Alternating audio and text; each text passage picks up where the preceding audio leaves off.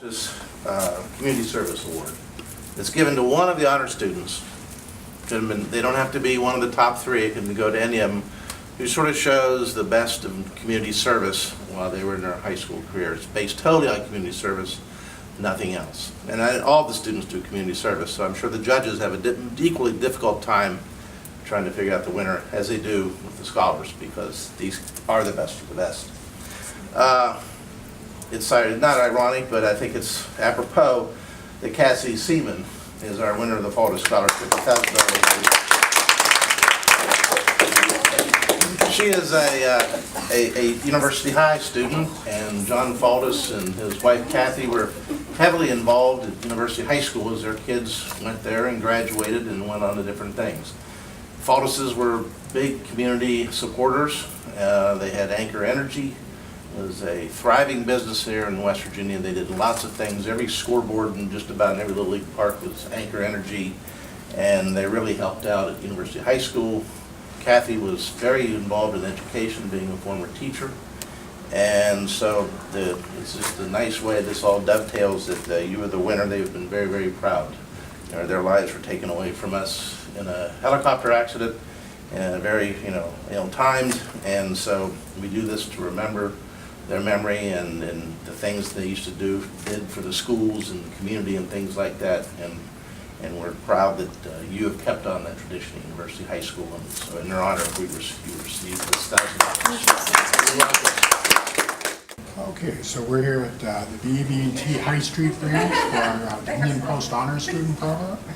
We have Alexis Dini, who's our first place female winner among the 30 schools that we presented the program. So Alexis, you're here with somebody else too, two pretty important people behind you, next to you. Can you introduce them to us? Yes, this is my mother Darla Zini and my father Primo Zini, and I would not be here if it was not for their support throughout the years. So let me ask you, what are you going to do, what do you plan on doing in the future now? Going off to college next year, I will be majoring in chemical engineering, as well as going into the 5-year program where you receive your engineering degree and MBA. Okay, and you're here with Kim Weber from BB&T. So Kim, your bank has been part of this program for a long time. Could you tell us a little bit about what that association means to you? Sure. BB&T is part of our mission is to be involved with the different communities in which we work and we serve, and because of that we get involved with programs like this and really want to recognize the best and the brightest and those students that are truly going to make a difference in our communities and continue to bring that same mission forward. Well, I don't want to put anybody on the spot here, but we have the mom and dad of one of those best and the brightest. You folks have to be really proud of your daughter. We're very proud. She's worked very hard for everything she's accomplished, and we know she'll do great things. What do you think, Dad? I think it's wonderful. She's worked real hard over the past 4 years. It's such an honor to be here. Yeah. We're here with Nathan Spencer. He's our first place male winner.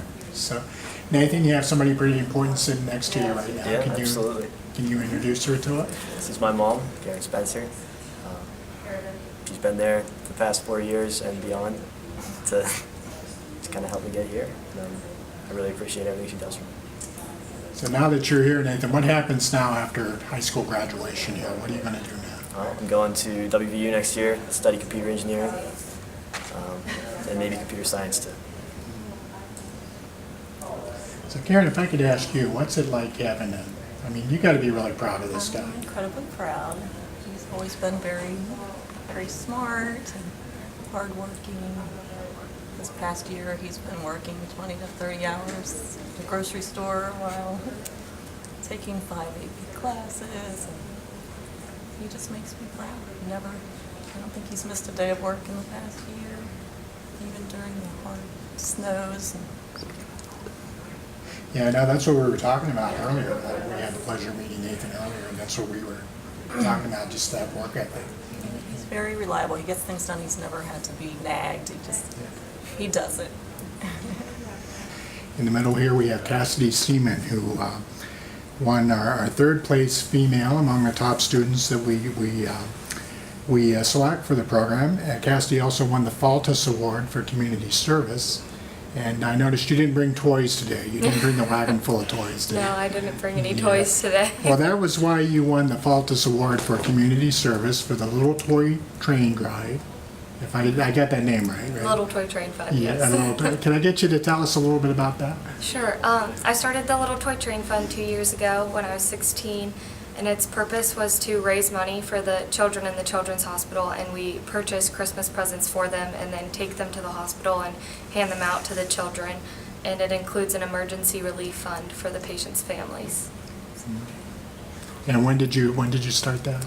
2 years ago, I was 16, and just from different experiences in my life and with relatives, and I just really wanted to do something that would help make their days just a little bit better, and that was the solution we came up with.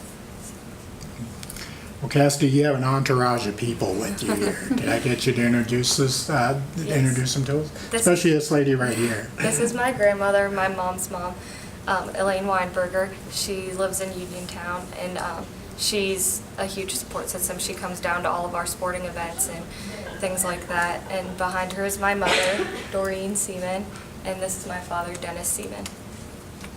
Well, Mom and Dad, what do you think about this young lady she basically did this on her own? I remember you were telling me. So She did. It was her idea, and I just introduced her to Beth Fuller of Your Community Foundation so that they could work together to figure out how to make it happen. And Cassidy's always been a very sensitive and caring person, and I think that that was a nice way for her to be able to bring that all together.